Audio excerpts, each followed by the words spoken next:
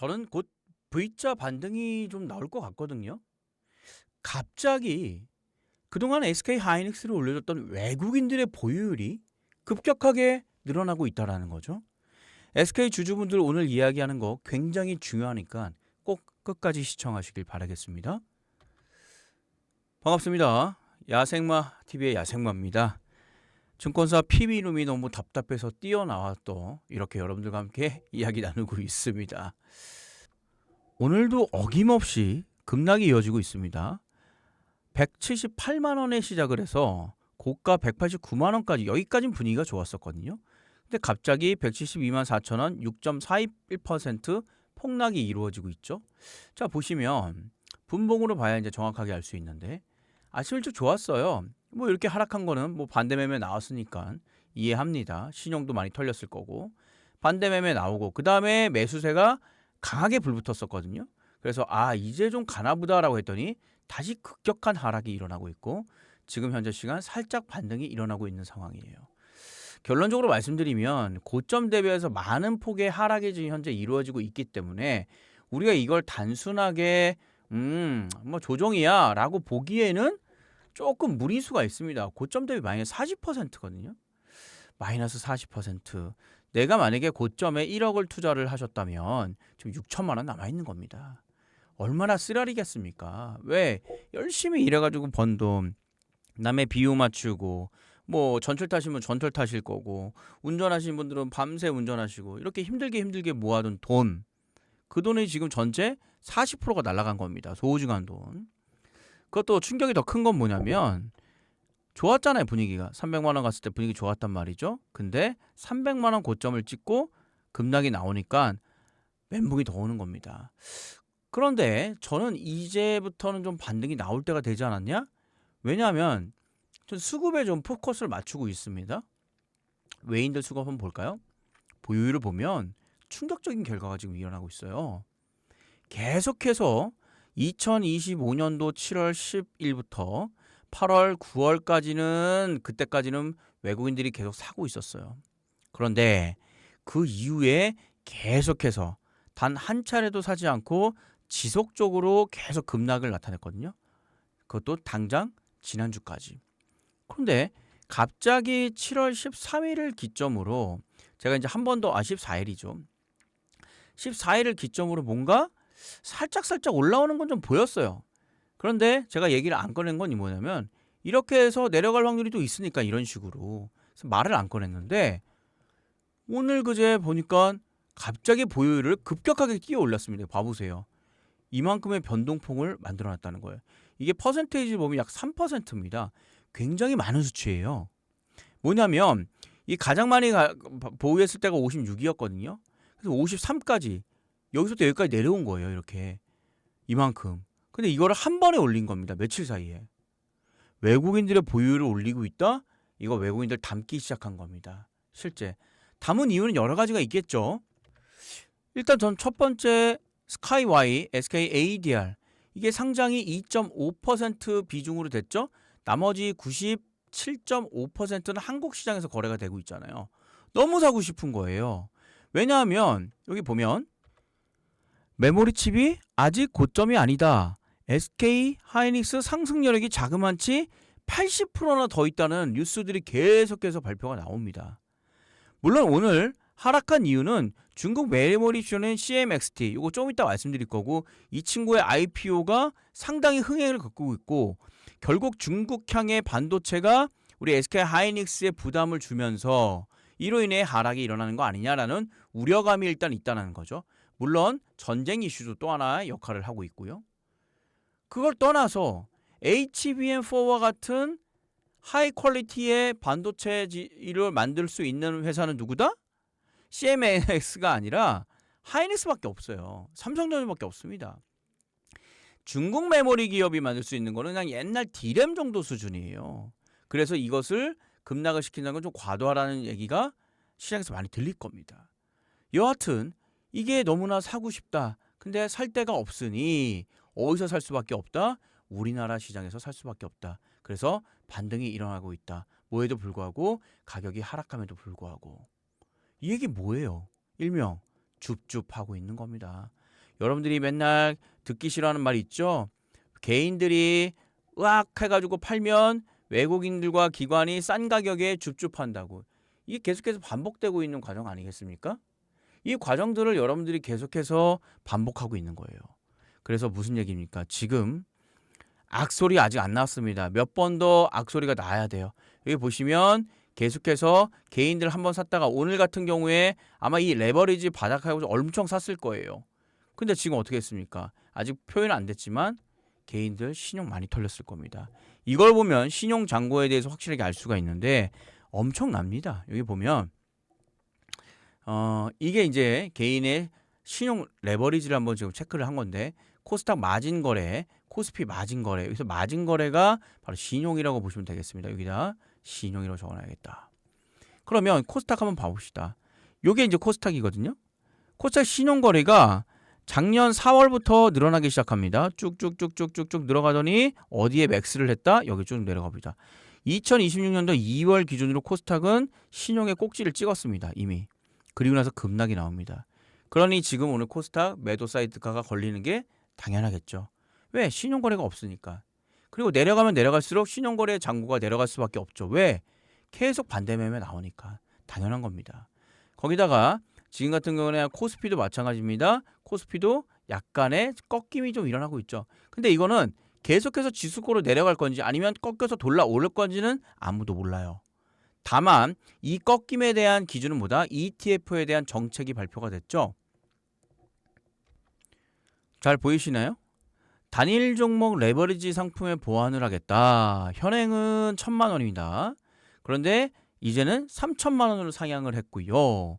대용증권을 인용하지 않겠다. 여기서 말하는 대용증권은 뭐냐면 내가 SK하이닉스뿐만 아니라 뭐 삼성전자도 갖고 있고 뭐 한미반도체도 갖고 있고 알테오전도 갖고 있고 에코프로도 갖고 있어요. 그 모든 것들을 담보로 해서 예탁금이 1,000만 원 이상만 있으면 되는 거였어요. 근데 지금은 그냥 기본 예탁금 3,000만 원을 올린 것뿐만 아니라 대용증권 다른 거 이행 안 하겠다는 거예요. 8월 19일부터. 그러니까 순수하게 현금으로 3,000만 원 무조건 있어야지만 ETF 할 수 있겠다는 거예요. 이거 생각보다 좀 강한 저는 시책이라고 보는데 여러분들 판단은 어떤지 모르겠습니다. 그리고 기존에 한 주 정도 매매할 수 있었는데 이제는 20주로 확대하겠다. 20주로. 그러니까 어설프게 하지 마. 뭐 이런 겁니다. 그리고 신규 상장 더 이상의 신규로 해서 ETF 레버리지 상품은 안 받겠다. 근데 이건 좀 지금까지 나온 게 너무 많지 않나요? 기존의 걸 정리 좀 하셔야 될 것 같은데. 그리고 상품 광고도 금지시키겠다. 뭐 이겁니다. 그리고 증권사 LP 운용사의 괴리율 관리 책임 강화. 지금 해외 5% 관리 종목 괴리율, 투자 종목 유의 종목. 이게 무슨 얘기냐면 레버리지 ETF하고 실제 가격하고의 이게 차이가 갭이 많이 발생이 된 겁니다. 봐보세요. 하이닉스가 7.68 급락했는데 하이닉스 ETF는 49.7% 급등이 나온 거예요. 말이 안 되는 거죠. 이렇게 됐었어요. 갑자기. 그래서 이거를 장난질 하지 마라. 뭐 시스템으로 가지고는 이거 해결할 수는 없다. 이런 것들이 일어나다 보니까 더 이상 이거를 이제 자세하게 우리가 검토를 하겠다. 그 얘기입니다. 그래서 결국 레버리지 거래가 급락이 일어나고 있는 거죠. 하지만 지금 ETF 관련된 내용들이 보완책이 나왔기 때문에 이것은 반등이 이제는 일어날 때가 되지 않았냐. 코스닥은 솔직히 잘 모르겠습니다. 솔직히 잘 모르겠어요. 하지만 SK하이닉스와 삼성전자 같은 코스피는 충분히 반등의 여력이 있다. 그리고 또 하나 지금 급락의 이유가 이제 전쟁을 안 볼 수가 없습니다. 미이란 지정학적 리스크가 재고조가 되고 있고 지금 한 2명 정도가 이제 사망했다고 그러지 않습니까? 그래서 이로 인해 가지고 지금 다시 전쟁이 본격화되는 거 아니냐라는 우려감이 있습니다. 근데 저는 이게 우려라고 보는 이유가 뭐냐면 전쟁이 일어났다고 하면 일단 바로 먼저 체크를 해야 될 게 환율입니다. 환율. 환율이 튀는지 안 튀는지를 봐야 되는데 글로벌 환율 한번 볼게요. 환율이 금리 한번 봅시다. 여기 보면 10년물 국채. 예, 평온하죠? 물론 전체적으로 올라갔습니다. 그러다 내려갔다가 평온하잖아. 전쟁이 일어나면 이 위에까지 올라가줘야 돼요. 이렇게 위쪽으로 완전히 5월달 보이시죠? 조금 더 앞으로 당겨야 되지. 이때 그쵸? 예, 완벽하게 올라갔었죠? 이게 올라가줘야 되는데 내려가 있잖아요. 그 얘기 뭡니까? 불안하면은 국채 금리가 올라가게끔 되어 있습니다. 그닥 불안하지는 않다는 거예요. 그리고 유가가 폭등이 나야겠죠? 뭐 이거는 이해하시겠죠? 근데 일정 정도 유가는 올라가는 건 있지만 아직까지 국제 시장이 안정적이기 때문에 그렇게 세게 볼 필요는 있냐라는 시각이 좀 있습니다. 그리고 글로벌 반도체 업황에 대한 우려, 이 부분은 요걸 좀 보셔야 될 것 같아요. 여기도 SK 하이닉스 2X 레버리지를 사용하거든요. 그 레버리지로 인해 가지고 급등락이 심해진 거다라고 보시면 되겠고, 이 부분 살짝 우리가 고민을 좀 해보셔야 돼. 필라델피아 반도체 지수가 20.2%까지 지금 낙폭을 늘리고 있어요. 이건 일시적으로 볼 필요는 없을 것 같은데 일반적으로 제가 말씀드릴까요? 한 15%에서 20% 정도 내리잖아요. 미국 시장 기준입니다. 반드시 되돌림 나옵니다. 단 조건은 있죠. 그 업황이 살아있는 업황. 근데 우리 반도체 데이터 센터 살아있으면 죽었습니까? 뭐 변한 거 있나요? 수치나 이런 게? 실적 기가 막히게 나오고 있고 뭐 달라진 거 있어요? 하나도 없습니다. 그렇다면 지금이 이제는 반등이 시작될 타이밍이라고 저는 보고 있는 겁니다. 제가 뭐 극단적으로 다 이렇게 뭐 좋게 얘기하는 편은 아니에요. 제 영상 뭐 보시면 아시겠지만 어우 감사합니다. 구독자가 벌써 93명이네요. 이러다가 100명 넘겠습니다. 너무나 감사드리겠고요. 저런 사람은 증권사가 말하지 못한 거, 증권사 그 가보셨나요? 계좌 만들고 안쪽에 뭐 이렇게 PB로 믿는 거 보이세요? 거기 앉아가지고 좋아요, 좋습니다, 무조건 사세요, 다 좋습니다라고 했던 친구가 저예요. 예, 그런 친구가 답답해서 나왔고 제 내용 자세히 보시면 거의 다 좀 안티하게 얘기합니다. 네거티브하게. 왜냐면 그게 사실이었으니까 그동안. 극단적으로 제가 보여드렸던 건 이거죠. 제가 계속 얘기하는 게 7월 7일날 삼성전자 실적 발표하고 급락 나옵니다. 10일부터 급락 나옵니다. 실제 급락이 계속 그 이후로 나오고 있죠. 그리고 월요일도 공포 주간이다. 힘들 거다. 역대급 폭락 나올 것 같다. 삼성전자 그리고 하이닉스도 마찬가지로. 그럴 수밖에 없습니다. 그런데 여기 내용을 좀 보시면 안에 들어가면 이런 게 나와요. 70조 실제 2월 23일부터 뭔가 분위기가 달라질 것 같다. 이유는 이때 SK 하이닉스 실적 발표가 있을 거니까. 물론 발표하고 나서 출렁거림이 약간은 있을 수는 있습니다. 그러나 거기를 기점으로 반등이 나올 거고 또 하나는 뭐냐면 그때 같이 알파벳이 발표가 돼요. 알파벳. 구글. 이 친구가 데이터 센터에 대한 투자의 우려감을 확실하게 보여줘야 돼요. 숫자로. 센터에 많은 투자가 들어가고 있지만 돈을 버는 걸 보여줘야 됩니다. EPS가 얼마까지 나와야 된다? 3달러까지 나와줘야 돼요. 지금 2.7 몇인가요?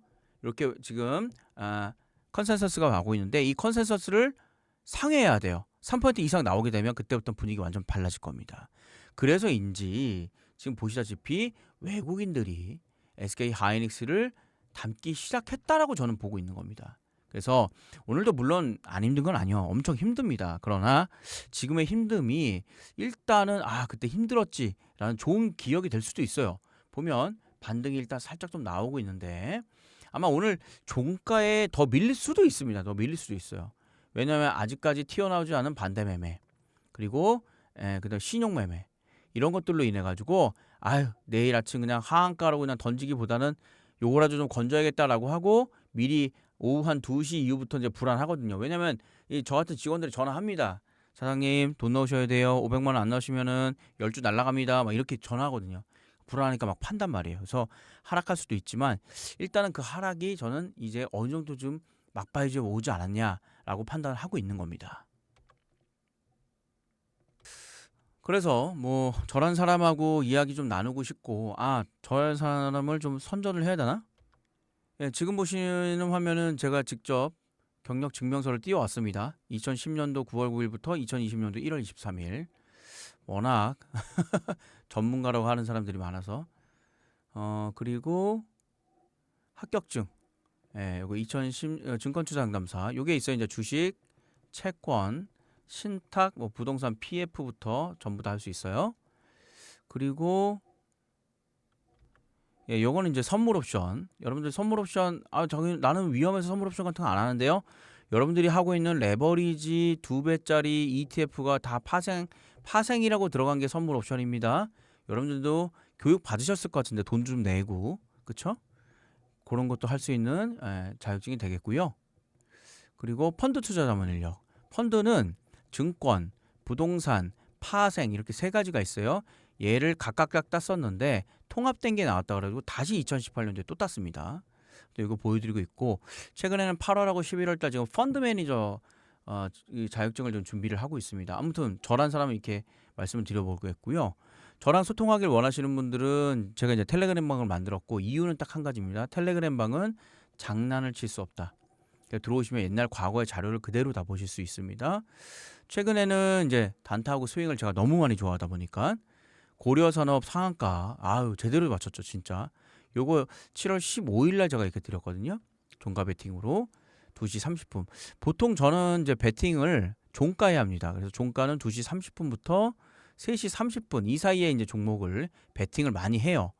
그래서 이 들어오시면 요 시간대만큼은 조금 집중해서 텔레그램만 켜놓고 좋은 종목들 나오는 거 보고 매매하시면 됩니다. 그래서 아무튼 고려산업 상한가 가서 자랑질을 좀 했습니다. 제가 나름.